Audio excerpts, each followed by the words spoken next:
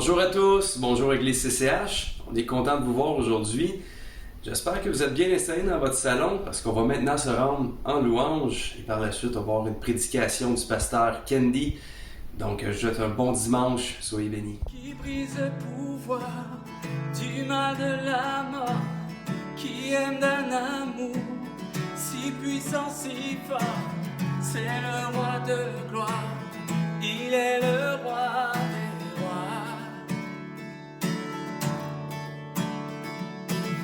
Qui secoue la terre par un saint tonnerre, qui nous émerveille par tant de mystères, c'est le roi de gloire, il est le roi des rois.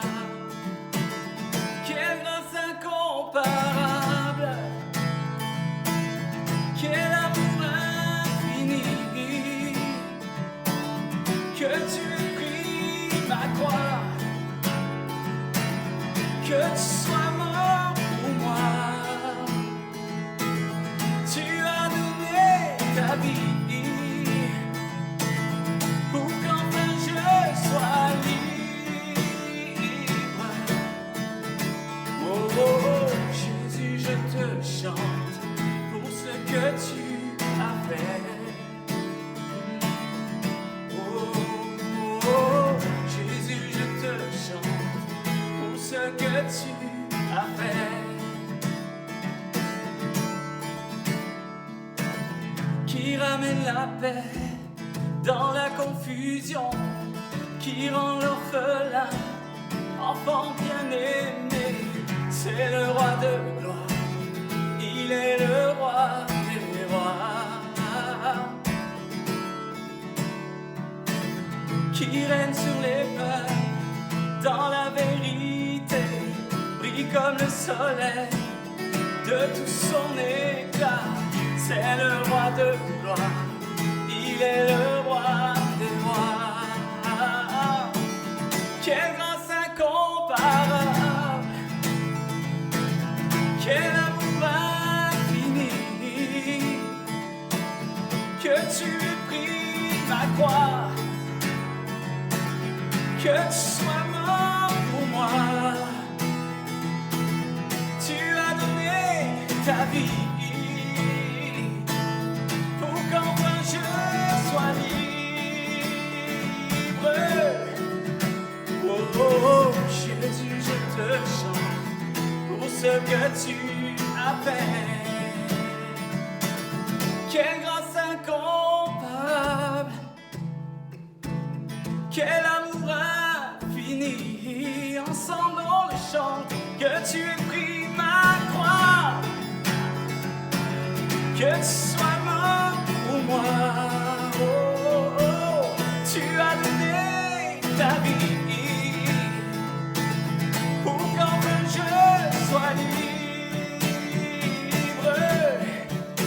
Oh, oh, oh, Jésus, je te chante pour ce que tu as fait. Oh, oh, oh, Jésus, je te chante pour ce que tu as fait. Jésus, je te chante pour ce que tu as fait. Bonjour tout le monde, j'espère que vous allez bien. Juste vous dire que la famille Alcide va super bien. Ma femme Esther, mes deux enfants Noah et Kendley, on va bien. Dieu nous fait grâce, il nous bénit abondamment. Et je voudrais prendre ce temps pour vous remercier pour vos prières, vous remercier pour votre support, vous remercier puis en mon nom puis aussi au nom de Pasteur Laurent. Merci d'être là, merci de nous encourager. Puis s'il vous plaît, continuez à briller pour nous et à être là pour nous. CCH, on vous aime énormément. Et je voudrais prendre ce temps aussi pour souhaiter un bon anniversaire à Dounia.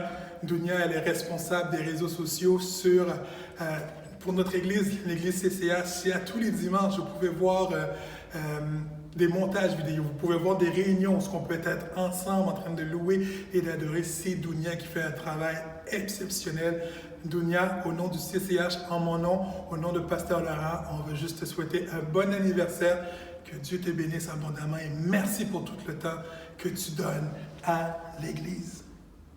Chaque semaine, j'essaie de prendre des nouvelles de ma mère. Et si ma mère ne m'entend pas, c'est elle qui m'appelle. Et souvent, lors de nos conversations, on parle de tout et de rien. Puis des fois, on parle de choses sérieuses, des choses qui arrivent dans ma vie.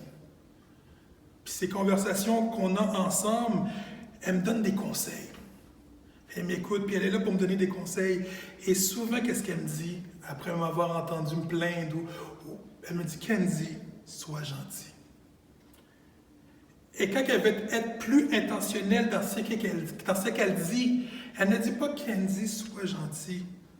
Elle dira plus, Didi, sois gentil. Didi, c'est mon petit nom qu'elle utilise. C'est le petit nom qu'elle utilise quand elle veut me demander quelque chose, quand elle veut me demander une faveur, quand elle veut que je fasse un petit extra pour elle. Mais Didi, c'est le nom qu'elle utilise, le petit nom qu'elle utilise pour parler à mon cœur. En plus de dire Didi, sois gentil, elle va continuer en disant Didi, sois obéissant. Est-ce que tu m'écoutes? Didi, sois obéissant. Ma mère connaît son fils. Puis à la force de la parler, elle voit mes pensées. Elle voit où ce que mon cœur est en train de pencher pour une situation bien précise. Elle voit de quel côté que je suis en train de pencher. Quelle solution que je peux peut-être appliquer pour telle situation. Mais ma mère, avec sa sagesse immense, puis son amour envers moi, puis son amour envers tous ses enfants de toute façon, et avec son expérience de vie, et sûrement avec qu'est-ce que je lui raconte, c'est quelque chose qu'elle a déjà vu dans sa vie. C'est quelque chose comme, je pourrais dire, un déjà-vu. Puis elle voit la direction de mes pensées, elle voit mes frustrations, puis elle voit que si la tendance se maintient, avec qu'est-ce que j'ai décidé de faire, je vais frapper un mur. Puis la situation ne va pas finir comme je le pense. Ma mère me dira, Didi, tu m'écoutes. Sois gentil. Sois obéissant.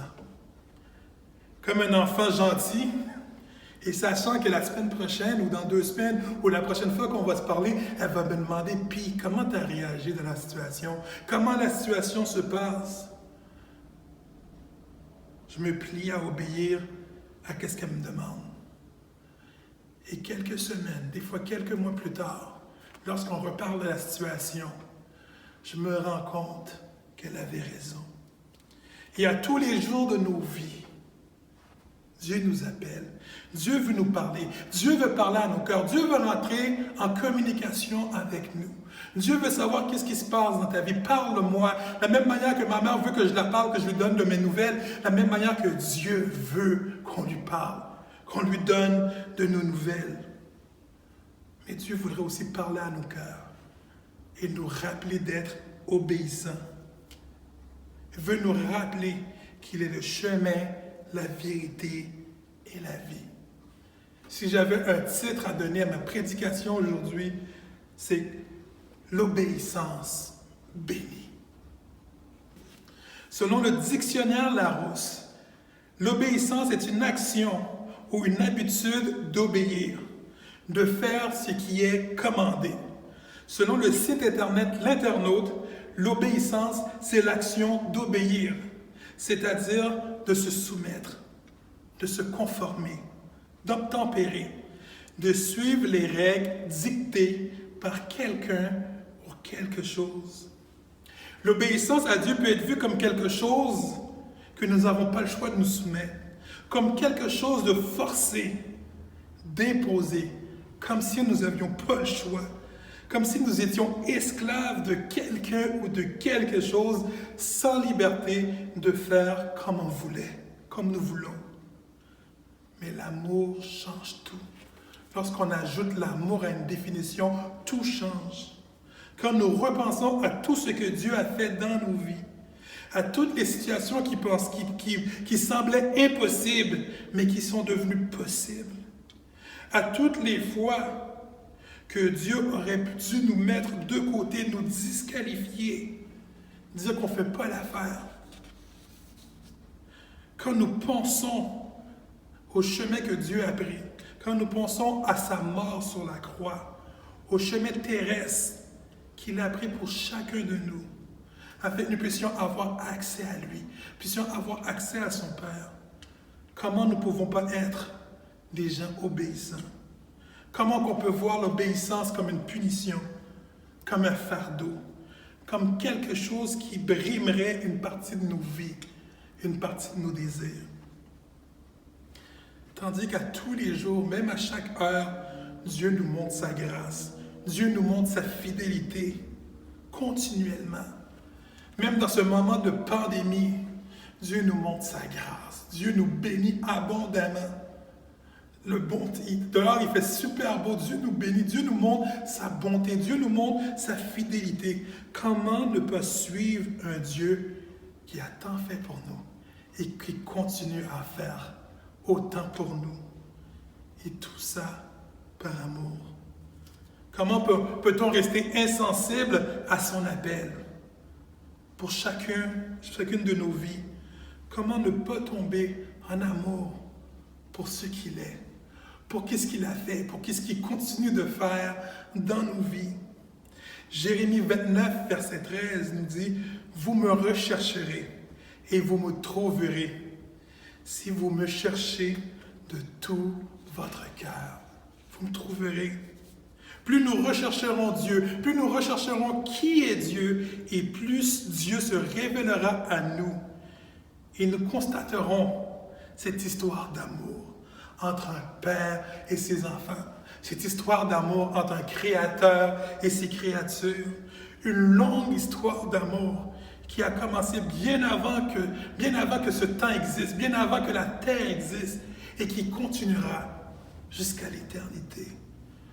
Comprendre que tout ce qu'il a fait, il l'a créé pour nous. Il le fait pour nous. Et il continuera à faire des choses pour nous. Peut-être, je l'ai déjà dit dans une de mes prédications, Dieu n'était pas obligé de créer les cieux et la terre. Dieu était là bien avant les cieux et la terre. Il n'était pas obligé de créer les animaux, mais il a fait ça pour nous. Dieu n'avait pas besoin de nous donner de l'intelligence afin que nous puissions être capables de créer, d'inventer des objets, de nous surpasser de jour en jour, d'être capables de faire des projets pour son plaisir. Il l'a fait. Dieu n'était pas obligé de nous créer, malgré qu'il connaissait qu'est-ce qui allait arriver. Mais il l'a fait quand même. Il nous a créés pareil, sachant que quand même on allait le désobéir, sachant quand même qu'on allait le laisser tomber. Dans un langage d'adolescent, il savait que sa création allait bugger, qu'il y aurait eu un défaut. Comme un ado dirait « Hey, il est buggé ». Comme un logiciel, comme un appareil électronique. Il savait qu'on allait comporter un virus en nous, si on pourrait imaginer de cette manière. Ce virus qui s'appelle le péché. Il aurait pu nous mettre sur les tablettes, comme beaucoup d'inventions, que l'inventeur dit « ça ne sert à rien » et je le mettrai sur une tablette. Comme beaucoup de projets d'invention inachevés, il aurait pu nous mettre à côté. Mais dans son amour inconditionnel, avant même bien la création du monde, même bien avant qu'on soit né, Dieu avait pourvu un antidote. Dieu avait pourvu un antivirus. Dieu avait pourvu à cette mise à jour, que je le sais qu'un jour, cette mise à jour, j'en aurai besoin pour ma créature, pour mes créatures, pour chacun de nous, par la mort de son Fils sur la croix. À chaque instant de nos vies, devrait être un moment de se rappeler de son amour. À chaque minute de nos vies, à chaque moment où on respire, on devrait se rappeler que Dieu est grand. Et comment que Dieu nous aime. Mais aimons-nous Dieu comme il nous aime? Si Dieu me poserait cette question, qu'est-ce que je serais capable? Si Dieu te poserait cette question, m'aimes-tu? Aujourd'hui, en cet instant, quelle serait ta réponse? Est-ce que ce serait un oui automatique ou tu serais en train de réfléchir? 1 Jean 5, verset 3 dit « Car l'amour de Dieu consiste à garder ses commandements. » Si tu m'aimes, tu garderas mes commandements. Si tu m'aimes, tu observeras mes commandements. Tu suivras mes instructions. Tu suivras mes conseils. Tu observeras ce que tu connais de moi. Tu observeras ce que je t'ai révélé, mes plans et mes désirs sur ta vie. Si tu m'aimes, tu feras ce qui est de ton possible afin de ne pas me déplaire. Par exemple, à cause que j'aime ma femme, à cause de mon amour que j'ai pour ma femme, donc je vais éviter de faire certaines choses que je sais qu'elle n'aime pas. Des fois, par amour pour mes enfants, il y a certaines choses que je ne veux pas faire parce que je sais qu'ils n'aiment pas ça. Donc, à cause que je les aime tellement, je vais éviter de faire ces choses qui les déplaisent. Mais étrangement, quand ma relation ou quand nos relations avec nos femmes, avec ma femme, avec nos enfants, avec nos collègues de travail ne va pas si bien qu'on voudrait, j'ai comme l'impression, et nous avons comme l'impression que nous sommes moins portés à faire attention. Des moments où nos regards ne sont plus sur nos femmes, nos regards ne sont plus sur nos enfants, où nos regards ne sont plus sur les gens qui sont autour de nous, où tout d'un coup nos regards ne regardent plus Dieu, mais regardent nous-mêmes, regardent l'individu, regardent soi-même. Malheureusement, l'amour que nous connaissons, l'amour que nous pratiquons est souvent un amour inconditionnel. Je l'aime parce qu'elle m'aime. Je vais être gentil avec elle parce qu'elle est gentille avec moi plutôt. Cette semaine a été correcte avec moi. Je vais être correct avec lui. Toujours se donnant. Genre, par exemple, nos enfants, parce que des fois j'ai entendu cette parole dans la bouche de mes enfants, où ce qui dit « J'aime papa, j'aime maman parce qu'ils me donnent des cadeaux ». Et le contraire, que lorsqu'ils nous demandent certaines choses, ils disent « Non, parce qu'on ne pourra pas cette semaine, on ne pourra pas ce mois-ci ». Et tout d'un coup, dans leur jeune âge, on passait de parents gentils à des parents méchants. Est-ce que notre obéissance à Dieu varie aussi selon les circonstances de nos vies? Selon ce que Dieu nous a donné. Selon notre liste d'épicerie où on dit à Dieu, Dieu, je veux ci, je veux ça. Dieu, donne-moi ci, Dieu, donne-moi ça. Et Dieu, si tu peux me donner encore plus de ça. Et même des fois où on va pousser notre audace en disant à Dieu, si tu me donnes tout ça, je te serai éternellement obéissant. Puis finalement, se rendre compte que Dieu, dans nos prières, dit, tu sais, tu n'en as pas besoin, je ne te le donnerai pas. Et comme des enfants, nous commençons à bouder. Comme des enfants gâtés. En réfléchissant à tout ça, je me suis dit personnellement, est-ce que nous sommes peut-être des enfants vraiment gâtés? Ou est-ce que Dieu nous bénit tellement et tellement et tellement qu'on ne se rend même pas compte de ses bénédictions dans nos vies? La seule chose qu'on est capable de faire, c'est demander. Et on ne prend pas le temps de voir la grâce et l'amour et la puissance de Dieu autour de nous. Et lorsque nous n'avons pas ce que nous désirons, nous nous permettons de bouder Dieu. Même des fois de faire des revendications à Dieu. Je ne comprends pas ce qui se passe, pourtant je t'ai prié. Comme si Dieu c'était une lampe magique. Et tout ce qu'on lui demande, il va nous demander. Notre amour envers Dieu, notre amour envers Dieu, mais envers peu importe qui, ne devrait pas être quelque chose d'émotionnel, mais devrait ne pas varier non plus, mais devrait être quelque chose de réfléchi, de pensé, quelque chose qui fait du sens. Et lorsque c'est réfléchi, que ça fait du sens et que nous avons pris la décision, notre amour ne devrait pas changer. Notre amour devrait toujours rester constant. L'amour que Dieu éprouve pour nous devrait être le modèle que nous devons avoir pour les choses qui sont autour de nous. Dieu nous aime d'une manière inconditionnelle. Et nous devrions aussi, de la même manière, aimer nos femmes inconditionnellement, d'aimer nos enfants inconditionnellement, d'essayer d'aimer, des fois c'est pas évident, je peux vous le dire, je suis le premier à dire, d'aimer nos collègues inconditionnellement. Dans Romains 8, versets 38 et 39, qui dit « Oui, j'en ai l'absolue certitude, ni la mort, ni la vie, ni les anges, ni les dominations, ni le présent, ni l'avenir, ni les puissances, ni ce qui est en haut, ni ce qui est en bas, ni autre créature ne pourra nous arracher de l'amour que Dieu a témoigné en Jésus-Christ, notre Seigneur. Rien au monde ne pourra nous séparer de l'amour que Dieu a pour nous. Rien au monde. Rien. Peut-être toi, tu m'écoutes aujourd'hui, tu sais ce qu'elle me dit, puis tu dis rien, mais si Dieu sait qu'est-ce que j'ai fait, puis je ne peux pas me présenter devant Dieu. Comment je peux me présenter devant Dieu après tout qu'est-ce que j'ai fait? Le verset l'a dit. Dieu l'a dit. Rien au monde ne pourra me séparer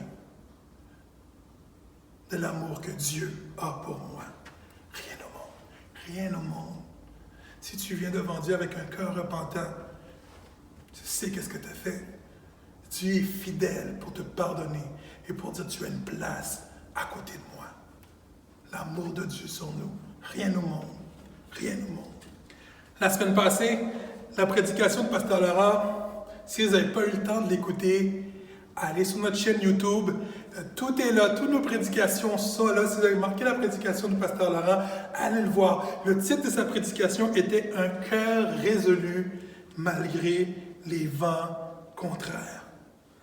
L'apôtre Paul avait un cœur résolu à aimer Dieu, un cœur résolu à suivre Dieu, un cœur résolu. Et cela, peu importe les signes externes, peu importe ce qui se passait autour de lui, Dieu avait pris la résolution d'aimer Dieu. Il avait pris la résolution que la première chose qui devait prendre le plus de place dans son cœur, c'était Dieu. Il avait résolu de mettre sa foi, son obéissance et toute sa vie dans les mains de Dieu. Il avait évité continuellement de se questionner à propos de ses sentiments envers Dieu. C'était réglé, c'était résolu, résolu. Un jour comme une pétale, un jour je l'aime, un jour je ne l'aime pas, un jour je l'aime, un jour je ne l'aime pas. Et lorsque les tempêtes des fois arrivent, lorsque nos vies des fois sont bouleversées, des fois on remet en question notre amour. De la même manière que des fois on peut remettre notre amour envers Dieu en question, ou des fois notre amour dans notre couple, notre amour envers les choses qui sont autour de nous. Mais d'avoir une résolution pour dire, tu sais quoi, rien ne pourra séparer de cet amour que j'ai. Il est normal de temps en temps d'avoir des doutes. C'est normal. De se questionner sur certains points de notre vie. Mais la foi, notre foi résolue, notre amour résolu en Dieu, nos expériences avec Dieu, les moments de miracle que nous avons eus avec Dieu devraient être là pour être la réponse aux doutes. À des doutes qui viennent frapper à ta porte. Lorsque le doute vient frapper à ta porte, et tu commences à parler aux doutes, mais de dire aux doutes, c'est quoi? Regarde qu'est-ce que Dieu a fait dans ma vie. Regarde qui est mon Dieu. Voici en qui je crois. J'ai résolu de mettre ma foi, mon amour, mon espérance en Dieu. Et ça devrait être la réponse au doute pour dire, tu sais quoi le doute? Mets-toi dehors de chez moi. Parce que je n'ai pas le temps d'y aller avec toi. Ce temps, je préfère le passer dans la présence de Dieu que de t'entraîner doute. Mets-toi dehors.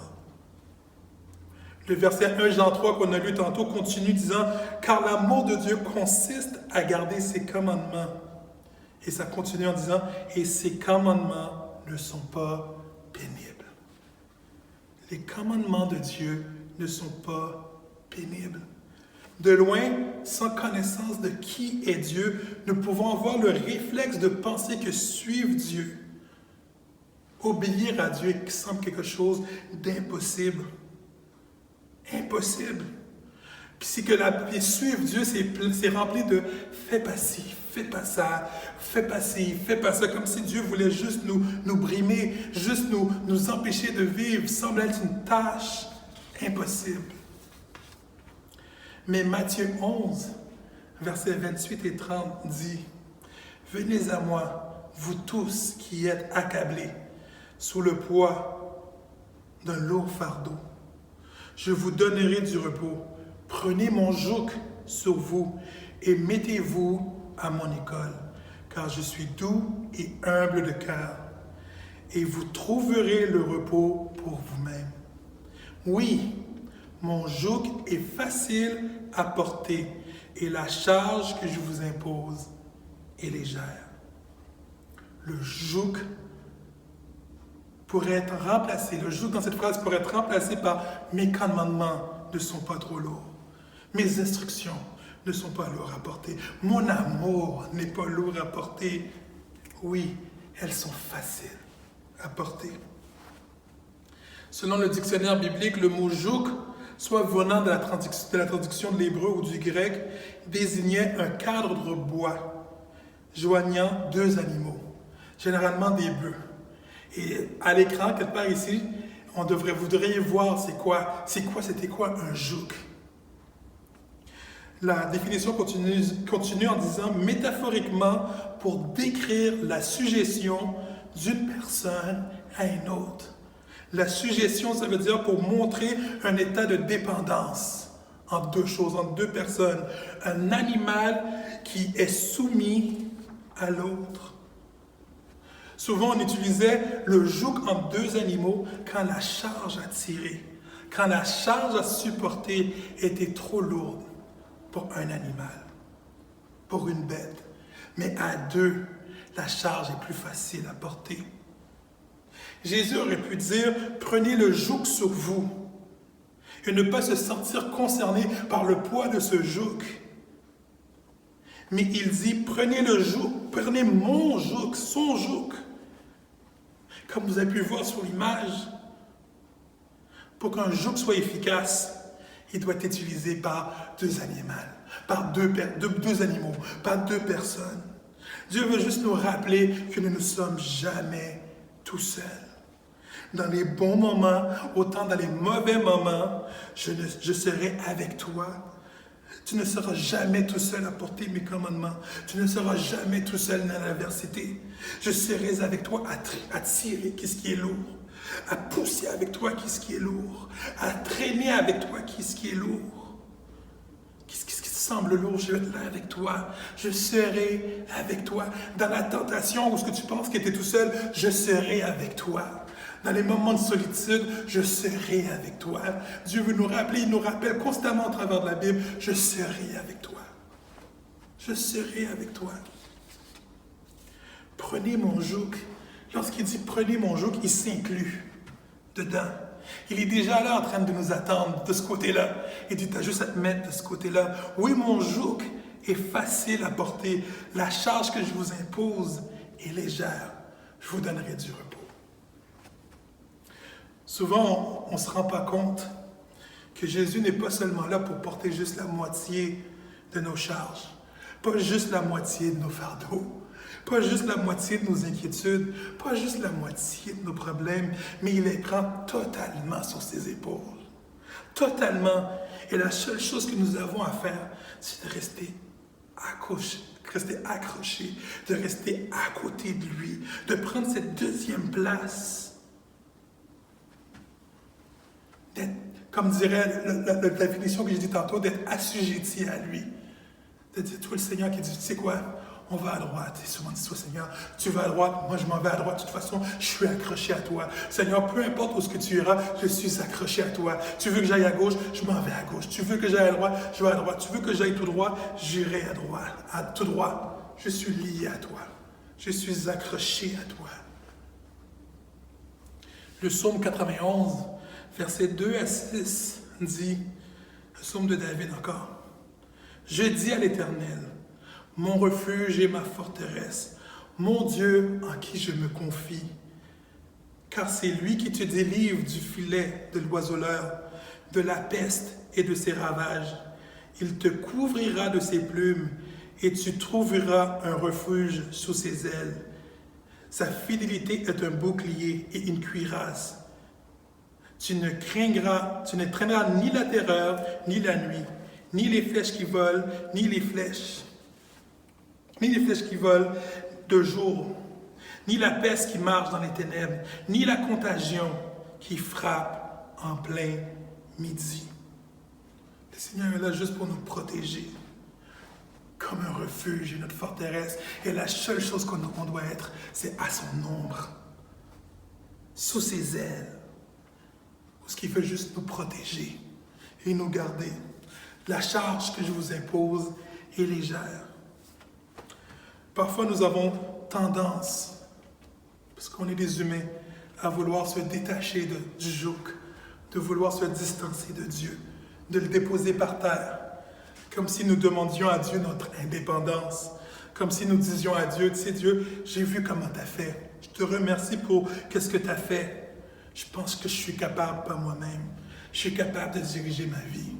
Merci pour le transport, Jésus, mais maintenant, I will take care of myself, je prendrai soin de moi. Comme un jeune homme ou une jeune femme qui sont bien chez leurs parents, mais en regardant à droite et à gauche, qui voulaient jouir de nouvelles expériences, qui voulaient faire de nouveaux essais, qui regardent le gazon à droite.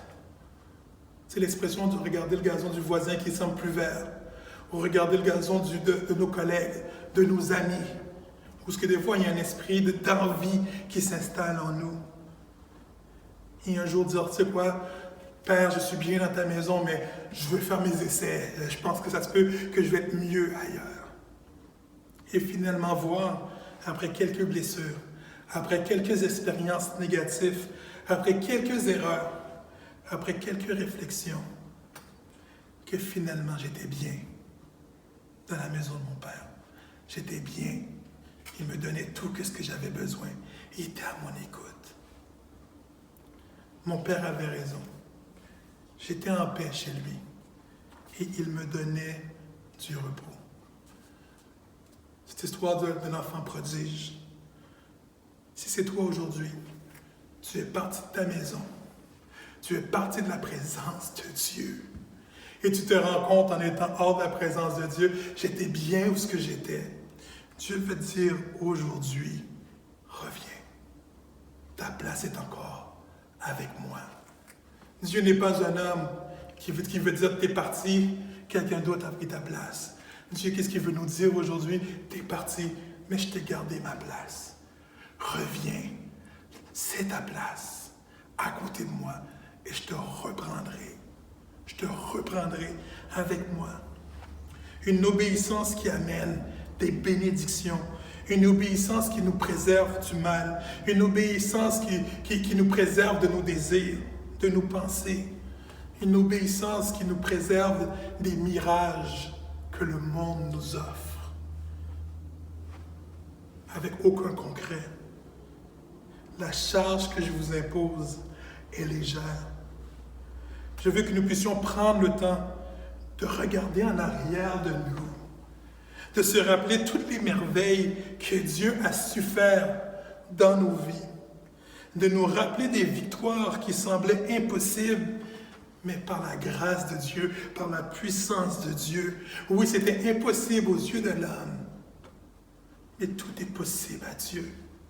Se rappeler qu'à toutes les fois qu'on nous a protégés, parce qu'on était dans sa présence, parce qu'on était à l'écoute de ce qu'il disait, de se rappeler constamment de comment il est. Souvent, je compare Dieu à un Google Maps. Ça m'est arrivé de demander plusieurs fois, comme chacun de nous, de prendre Google Maps, de prendre notre téléphone cellulaire et de mettre une adresse. Puis tu dis à Google, montre-moi c'est quoi le meilleur chemin. Et à un moment donné où ce que Google me montre, je suis la route de Google, et je vois que Google me fait faire quelques détours, où ce que je me dis, pourquoi tu me fais faire ces détours-là, tandis que si on prend la route tout droite, je devrais y arriver. Et quand je vois que Google me dit tourne et tourne, j'ai dit bon, ben Google, pourtant j'ai bien rentré l'adresse, Google ne semble pas coopérer, Google, je sais où est-ce que je m'en vais, merci Google, et je ferme l'application. Ce que j'avais oublié, c'est que Google sait beaucoup de choses. Qu'est-ce que j'avais oublié, c'est que Google voyait plus loin que moi. Qu'est-ce que j'avais oublié, c'est que Google voulait mon bien. Et j'ai dit à Google, merci. je suis capable tout seul. Et pour me rendre compte que je rentre dans un blocus et que je reste coincé pour 1 heure et des minutes dans le blocus, tandis que Google me disait « tourne à droite, tourne à droite, tourne à droite ». Il voulait mon bien. Mais je m'étais décroché de Google en pensant que j'étais capable par moi-même. Dieu, c'est encore mieux que Google. C'est 1 million de fois mieux que Google. Parce que Dieu, c'est encore mieux qu'est-ce qui est bien pour nos vies. Dieu connaît mieux que Google qu'est-ce qu'il y a dans le futur. Dieu connaît mieux qu'est-ce qui est bon pour nous parce que c'est lui qui nous a créés. Il connaît nos cœurs. Il connaît nos pensées. Il sait où nous diriger. Il sait c'est quoi les plans qu'il a pour chacun de nous. Mais malheureusement, nous nous sommes décrochés. Et nous avons dit, tu sais quoi, je veux suivre ma route. Aujourd'hui, Dieu nous appelle à l'obéissance. Dieu nous appelle à l'obéir, puis peu importe la circonstance, et peu importe la situation qui sont autour de nous, la seule chose que Dieu nous dit, c'est continue à croire en moi. Dieu veut nous rappeler qu'il est le chemin, qu'il est la vie, qu'il est la vérité. Dieu veut juste qu'on s'accroche à lui parce qu'il veut juste nous bénir. Il veut juste qu'on soit, il veut juste qu'on puisse recevoir qu'est-ce qu'il a pour nous. Dieu nous appelle à chacun de nous à régulariser notre statut envers lui. Dieu, son désir, c'est qu'il veut juste qu'on se raccroche à lui. Le désir de Dieu, c'est qu'il veut qu'on s'accroche constamment à lui. Certaines fois, on peut avoir peur de l'inconnu. Mais la chose que je peux te dire, et que j'en suis sûr, c'est que si tu t'accroches à Dieu, si tu t'attaches à son joug, il ne te laissera jamais tomber. Il dit, c'est moi, je suis là pour rester. Mais toi, est-ce que tu es prêt à rester avec moi? Après, qu'est-ce que tu peux voir? Qu'est-ce que j'ai fait pour toi? Le psaume 37, verset 25. David a dit, « Depuis ma jeunesse jusqu'à mon âge avancé, jamais je n'ai vu celui qui est juste être abandonné, ni ses descendants mendier leur pain. » Se rappeler que nos pensées ne sont pas les pensées de Dieu. Parce que nous autres, nous sommes limités, lui, Dieu est illimité. Que notre logique n'est pas la logique de Dieu. Parce que pour nous, le chemin tout droit, c'est le meilleur chemin. Parce que Dieu nous dit non. Le meilleur chemin, c'est celui que je te donnerai. Parce que je sais où ce que je veux t'amener. Se rappeler ce qu'il fait est parfait. Que notre Dieu n'est jamais en retard. Il agit toujours au bon moment. Au bon moment. D'être capable d'être obéissant, de dire, Seigneur, tu ne me dis pas d'avancer, tu ne me dis pas reculer. Moi, j'attends juste un mot de toi pour être capable d'avancer. Un mot de toi afin que tu puisses me diriger dans une bonne décision. Peut-être présentement, tu es dans une situation du Seigneur, qu'est-ce que je dois faire? Et tu n'entends pas la voix de Dieu. Juste tu es en train de te dire, attends-moi, sois obéissant. Attends-moi, sois obéissant. Attends-moi, sois obéissant. Et quand je te dirai go, et quand je te dirai c'est quoi faire, tu le feras. Le roi David fut l'un des meilleurs qui régna sur le peuple d'Israël. Et tout cela, ce n'était pas à cause de sa force physique. Ce n'était pas à cause de son intelligence, ni de sa sagesse, mais simplement parce que son cœur, sa vie, appartenait à Dieu. Il avait décidé, il avait résolu de porter le joug de Dieu, d'être son obéissance. Vous savez l'expression « un homme selon le cœur de Dieu », c'est lui. Un homme qui avait compris que sa réussite venait de Dieu, que sa protection venait de Dieu. Tout ce qu'il faisait, tout ce qu'il faisait lui réussissait. Tout ça à cause de sa dépendance de Dieu, car il était accroché et il savait, si je veux réussir, j'ai juste à suivre les instructions de Dieu. Des fois, les gens nous disent comment tu es béni parce que je suis juste là au bon moment, à la bonne place, parce que Dieu me dit, c'est là que tu dois être. Et la bénédiction de Dieu est juste en train de tomber là. Je nous encourage chacun de nous, à nous accrocher de tout notre cœur, de toute notre pensée, de toute notre être à Dieu. De ne jamais rien, absolument rien, nous séparer de l'amour de Dieu. Que rien ne puisse nous séparer de notre obéissance à Dieu. Rien, absolument rien. Des fois, on peut trouver des bonnes excuses, mais tu savais, Dieu dit non, je ne cherche pas des excuses. Je demande des hommes et des femmes qui me suivent à la lettre. Des hommes et des femmes qui me font confiance. Oui, peut-être tu dis, oui, mais Dieu, je voulais m'occuper de telle chose. Dieu est capable de s'occuper de chaque chose. Mais qu'on soit obéissant, peu importe la circonstance. Dieu, tu sais quoi? Je vais te suivre. Je vais te faire confiance. Je me rappelle de ce que tu as fait. J'ai vu les miracles que tu as fait dans la vie de mes parents. J'ai vu les miracles que tu as fait dans la vie de mes enfants. Seigneur, je veux juste te suivre. Peut-être aujourd'hui, tu as une décision à prendre. Peut-être c'est le moment de prendre cette décision. De dire, Dieu, je veux te suivre. Dieu, je veux te faire confiance. Apprends-moi de faire confiance. Même nous, des fois, qui connaissons Dieu depuis plusieurs années, que notre prière puisse être, Seigneur, à tous les jours, Seigneur, je veux m'accrocher à toi. Seigneur, je veux m'accrocher à toi. Seigneur, je veux continuer à m'accrocher à toi. Oui, l'ennemi connaît mes points faibles, mais Seigneur, moi, je veux continuer à m'accrocher à toi. Que mes yeux puissent être sur toi. Que Dieu nous aide. Que nous puissions rechercher Dieu ardemment. Et il se montrera à nous. Et sa puissance et sa grâce sera sur nous. Prions Dieu. Seigneur, nous ne sommes pas dignes de nous présenter devant toi, mais je veux prendre ce temps, Père, pour te remettre chacune de nos vies entre tes mains, Seigneur. Aide-nous, Seigneur Dieu, à nous accrocher à toi, Seigneur Dieu. Aide-nous à dépendre de toi. Aide-nous à t'aimer, Seigneur Dieu, comme toi tu nous aimes, Seigneur. Aide-nous, Seigneur Dieu, à ne pas aimer comme le monde aime, mais comme toi tu aimes, d'un amour inconditionnel. Que nous puissions nous rappeler que tu es ce Dieu fidèle, ce Dieu qui ne nous laisse pas tomber, Seigneur Dieu Père. Que nous puissions nous rappeler de ta mort sur la croix. Nous rappeler que tu es mort pour chacun de nous, afin que nous puissions être avec toi là-haut quand le jour viendra. Seigneur, bénis-nous, garde-nous. Toi, il y a des gens qui écoutent aujourd'hui peut-être, qu'ils ont besoin de prendre cette décision de s'accrocher à toi, cette décision de t'accepter dans leur vie, Seigneur Dieu. Touche leur cœur.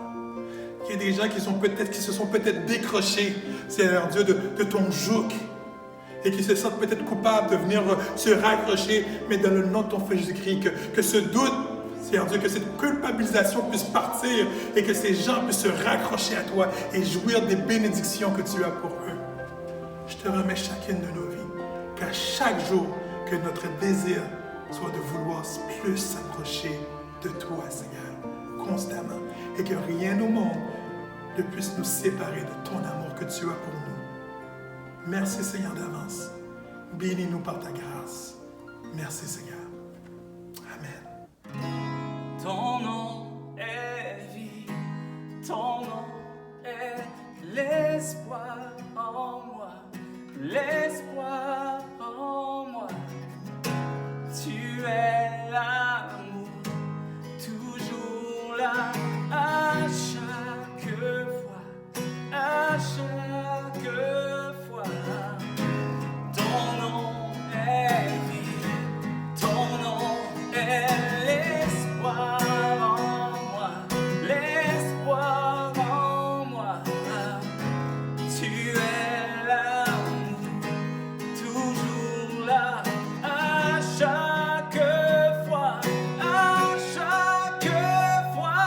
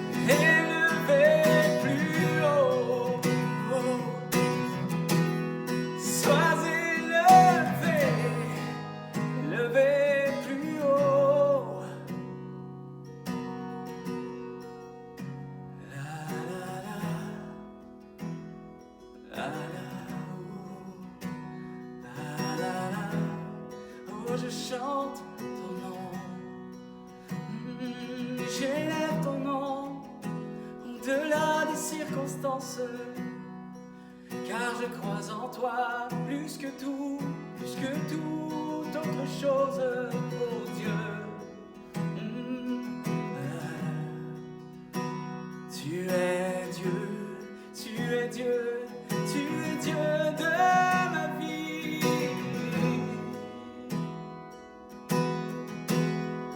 de tout mon être.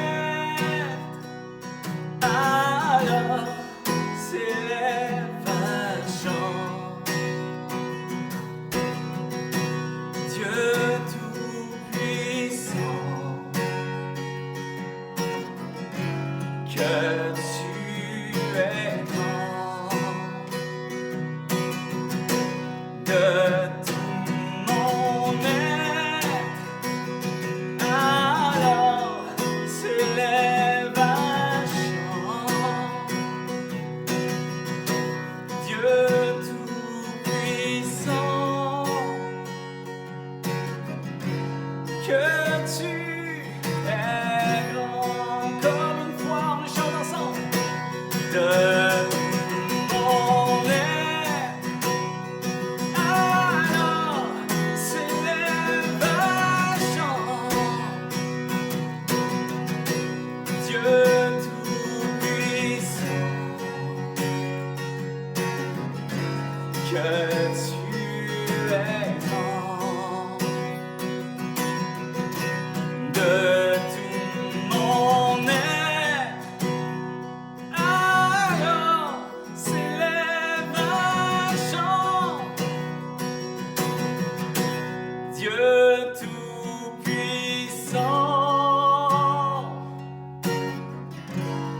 que tu es grand. Oh,